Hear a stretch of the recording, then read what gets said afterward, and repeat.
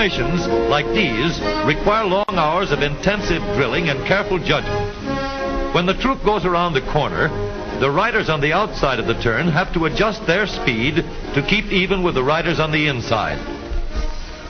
The man on the outside has to ride a lot farther and a lot faster in order to keep up with the parade. The outside wheels must spin faster than the wheels on the inside because they have a greater distance to travel in the same length of time.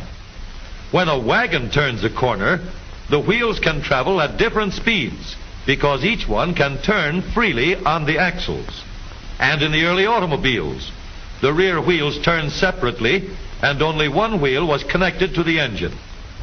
But when only one wheel was driven by the engine, it had to do all the work, and it couldn't get a good enough grip on the road to do its job properly. So the one-wheel drive was soon out of date. But if two wheels are locked on an axle so that they are not free to turn separately, one or the other has to slide. So engineers had to find a way to connect both rear wheels to the engine without sliding and slipping on turns. The device which makes this possible is a part of the rear axle. It is called the differential because it can drive the rear wheels at different speeds. The differential looks complicated, but once we understand its principle, it is amazingly simple. These two wheels are mounted on separate axles and supported by a frame so that they can revolve freely at different speeds. Let's fasten a spoke on the inner end of each axle so that by turning the spokes, we can turn each wheel separately. With a bar or crosspiece, we can turn both wheels in the same direction at the same rate of speed. Let's get something to hold this bar in place so that it will press against the spokes. Notice that this support is not locked to the axle. It turns freely. Now we can spin the wheels by rotating the support. This is fine as long as both wheels are able to turn at the same speed. But let's see what happens when we go around the corner.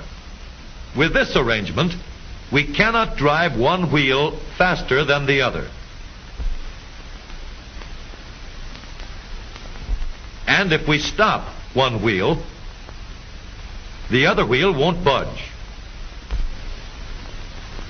Let's put this bar on a pivot so that it can swing in either direction.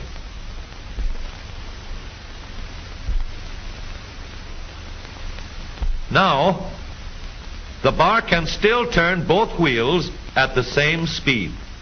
And because it pivots, it lets one wheel turn even when the other is stopped. But if turned too far, the bar will swing around until it won't drive the spokes that turn either wheel. We need another crossbar and more spokes to carry on the job. When we stop one wheel, the crossbars will continue to push the spokes of the free wheel around. As long as both wheels are free to turn, the bars do not swing on their pivot, and the wheels move at the same speed. Now we have the working principles of a differential. To adapt the model for use in an automobile, we will have to make a few changes. In order to reduce the jerky action caused by wide spaces between the spokes, we will put in more spokes. Further filling in the spaces between the spokes gives steadier, more continuous action, and changing the shape gives firm, constant contact. Now we can make the gears thicker and stronger, and we have differential gears. The edges are cut so that they will fit together more smoothly and silently. And another gear is added to share the work of driving the axles. The principle is the same.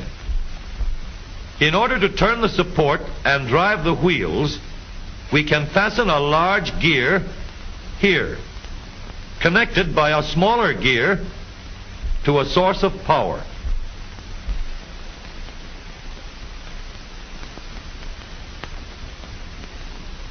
Notice that the power is connected to the differential at the center line. We can make our model more compact by moving the gears closer together. When we put our differential in an automobile, we have to leave room for the drive shaft, which carries the power from the engine. We may build the floor of the car above the drive shaft. But if we do, we won't have much room inside unless we make the top of the car high too. Of course, we could lower the floor and ceiling, but the drive shaft would be higher than the floor. This would have disadvantages.